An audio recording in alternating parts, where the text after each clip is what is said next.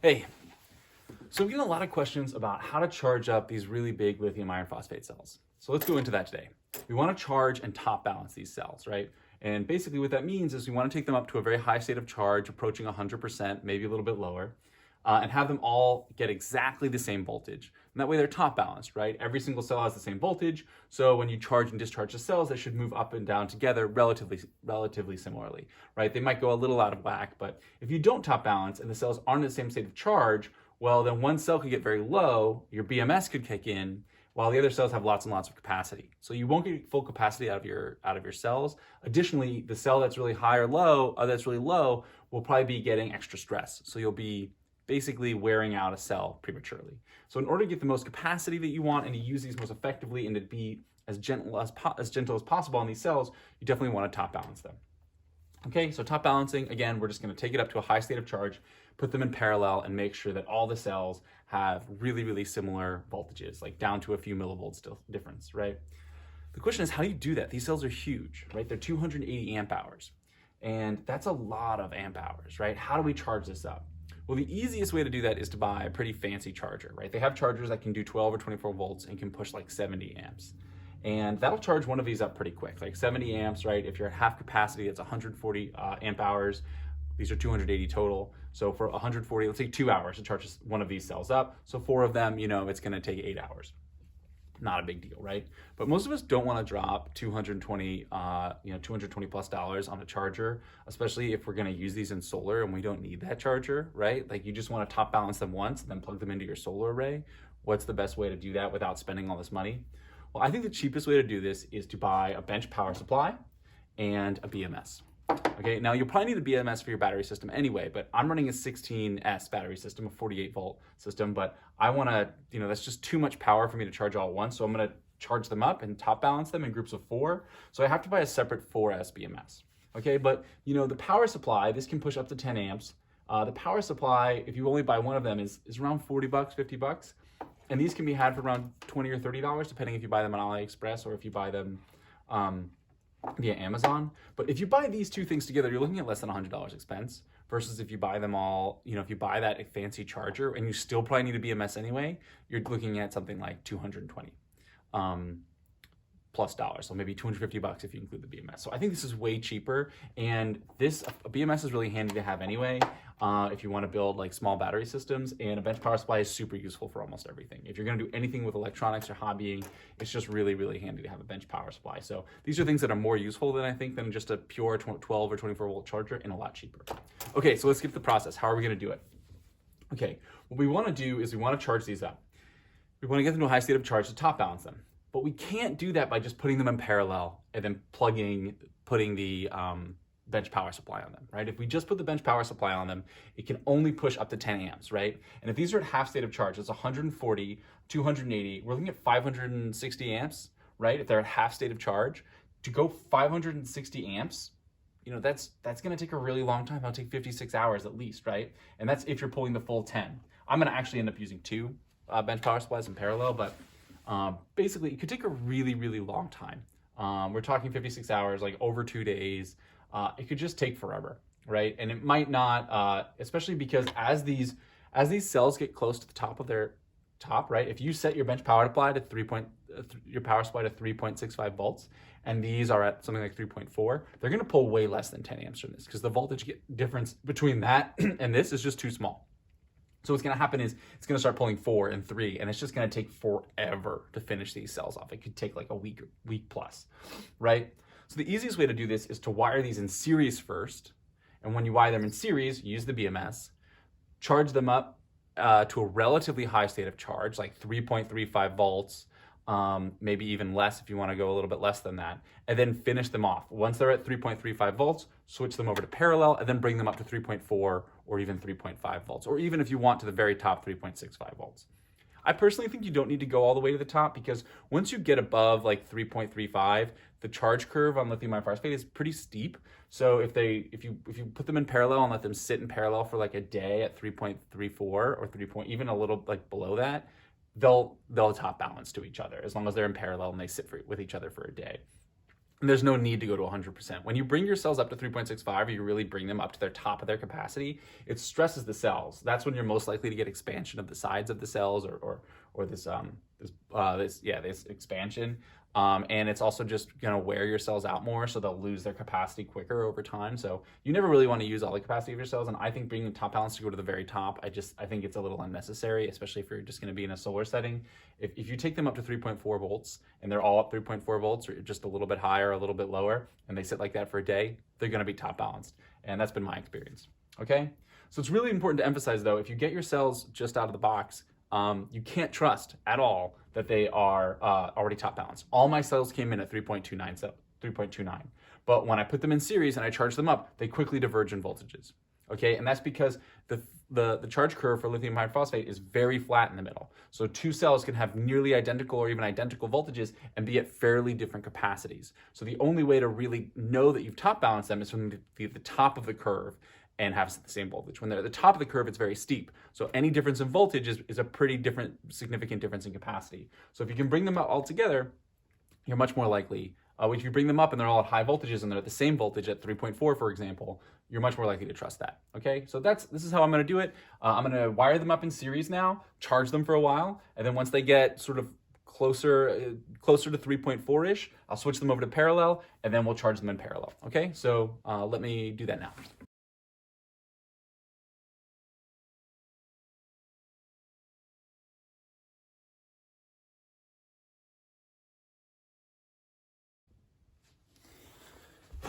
Okay, so they're wired in series. Normally I'd want to secure this, and maybe I'll secure this with some tape in a second, but all we're gonna do is we can take a power supply, right? We're going to turn the power supply on. I'm setting mine to 14.4 volts, so that's definitely the absolute maximum voltage you'd want your pack to go to. So if they were all at 3.65 volts, you could charge this up to 14.4 volts. That's how high it would get. The BMS is really important here, because the BMS is going to make sure that as we charge up and we're in series, that if one of these cells is really, much higher, it's already much higher charge than the others, and it starts to spike, it's not going to go above 3.65 volts. If you don't use the BMS and you just charge them in series, what could happen is, because they're not evenly charged, one of them could spike up and you could damage that cell. And the only way to avoid that would be to really monitor this, every 10 minutes to make sure that each cell is not spiking above 3.65. The BMS ensures that as we try to approach, let's say 3.4 volts per cell, it's going to step in if any of these cells get above 3.65, which is absolutely what we want. We don't want to overdo it. So I really wouldn't try to top charge them and do the series to parallel method without a BMS. If you really don't have a BMS, you just kind of have to bite the bullet, put them all in parallel, and take your time. Okay, but we turn our bench power supply on. I'm going to connect the negative to here. And all of this, again, is not how I would do this if I was doing this for a period. But the fact that I'm just going to do this for a day to charge these up. So if you were going to, actually do a setup, make sure you secure your BMS, do things a lot safer than I am. Okay, then the positive is going to go here. And you see that I'm only pulling about 5 volts. 5 amps right now. So my cells are already a little bit charged up. They're around 3.4 because I've been using them. Not 3.4, 3.34. They're 3.34. So I'm going to try to get them closer to 3.4. So maybe, above, 3.37 or something like that. And then as they get close to 3.4, I'll switch them over to parallel. Okay, I can do the same thing with my second one though. So I have 2 bench power supplies and I can use 2 at once. So I can just put another negative on here and put the positive here. And boom, now I'm charging. I went from 5 and you look at the 2, I'm at 6 now. So for just an extra amp. But when you're really lower in charge, when for example, if these are 3.29, if you put 2 on there, you'll definitely push more than 10. You'll approach 20. But as you get closer to the top, the amount that you're going to pull from your bench power supplies is going to decline a lot, and you're not going to get that much charge. So it's going to take a while. So yeah, I'll let this sit. I think my cells, let me look up the cell chart real quick. I think my cells are around 3.34. Yeah, so I expect these around 85%. So I think they each have around, let's say, 40 amps in them left to go. So 160 total. So if I have 160 amps to go and I'm only pushing, I'm pushing 6 amps for each cell because we're at 14 volts. So it's 6 amps for each cell. So yeah, it should take what? About 6.5 hours. So sometime tonight, I expect these to finish to be close to when I can switch them to parallel. And then tonight I'll switch them to parallel, and then I'll set both of these power supplies to 3.65, charge this whole thing in 6.5, and if I leave it overnight, it should probably be done by the morning. So yeah, so I think it should take less than 24 hours to just top balance a set of 4 cells. So if you've got a really big set, like 16 cells or something, you know, it could take you 4 days at most, but that's not too bad considering the size of these cells. I think it's pretty efficient. So anyway, I'll check back later tonight when we switch these over to parallel. Hey, so I think we're about ready to switch these over to being parallel. So let's check the voltage real quick. I'll take this off so we can get a good measurement. And boom, let's see what we got. Okay, we're measuring about 13.43. And for each cell, we're getting 3.36, 3.36, 3.36, 3.36. All of them were exactly the same voltage, which is actually quite encouraging. So it means it might be close to already top balanced already. So yeah, 3.36. That means we're probably close to around 90% charged, which is basically what we want to do. So what I'm going to do now is switch these over to parallel and then charge them up. I'll set these to 3.365, but I know that if I'm only pumping 3 amps in divided by 4, we're getting, even if we're getting 10 amps, so we're going to 3.365 volts, and we're getting 10 amps, we're only going to get 2 amps for these, right? And if we're still 10% away, I know that I'm not going to get to full charge overnight. I'll probably get halfway. So I might go from 90 to 95, right? I might be able to get roughly 15 amps per. But if I set my, importantly, if I set my bench power supplies to 3.365 volts, they're not going to ever they're going to stop adding current if these get up to 3.365 volts. So they'll never overcharge them. So it's very important to have a BMS when you're charging up in series. But when you put them all in parallel, there's no BMS necessary. You just have to make sure that you don't set these above 3.365 volts. Okay, 3.65 volts. If you set them above, if you put them up to like 3.7, even a little higher, they'll help charge these in parallel faster. But if you're not paying attention, they will bring these above 3.65 volts, and then your cells will be in peril, right? They could potentially get overcharged and permanently damaged. So I know that if I bring them up, if I set this to 3.65 volts, I'll be totally fine. So I'm going to set them in parallel now, and then we'll check in tomorrow morning to see where they're at and see how balanced they are. Okay. So yeah, these are in parallel now. I've set both my bench power supplies to 3.65 volts, so we definitely can't overcharge them, so it's safe to not monitor them super carefully, although you should pay tons of attention to your cells, so don't leave them unoccupied for long periods of time.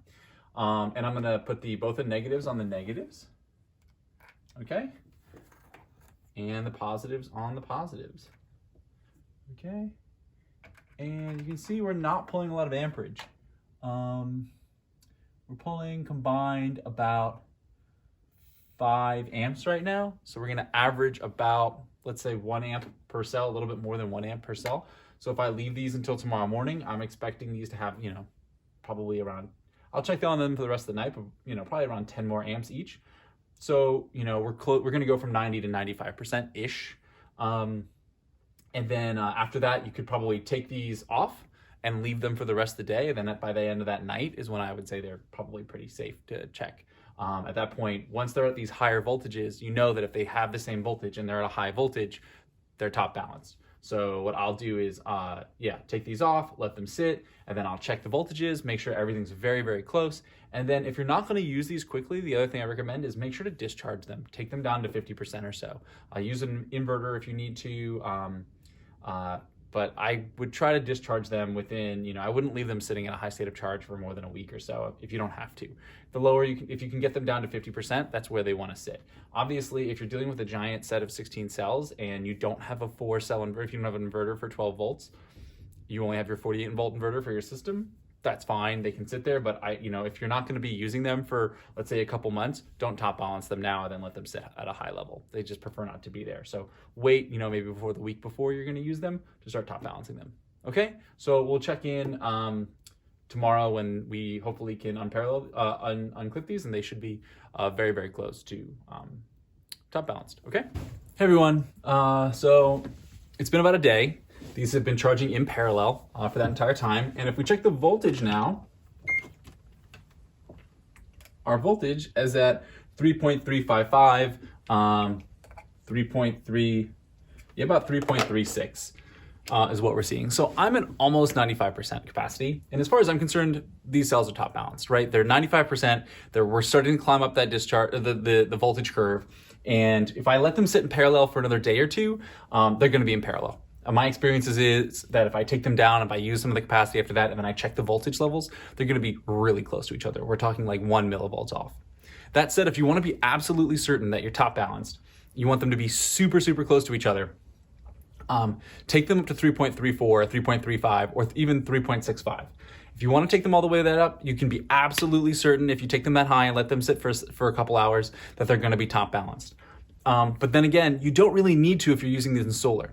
If you're using them in solar and maybe you're going to use that middle 90 or middle 80% of capacity, you don't need to have them be 100% perfectly top balanced, right? Because you're going to still have plenty of wiggle room on the bottom with respect to your cells. So it's not really that big a deal. So I don't see the need, if you're not going to use 100% of your capacity, I don't see the need to be 100% perfectly top balanced and stress these cells by taking them all the way to 100%. If you take them all the way to 100% charge, you're risking bulging, you're stressing the cells, you're hurting your cells more than you need to.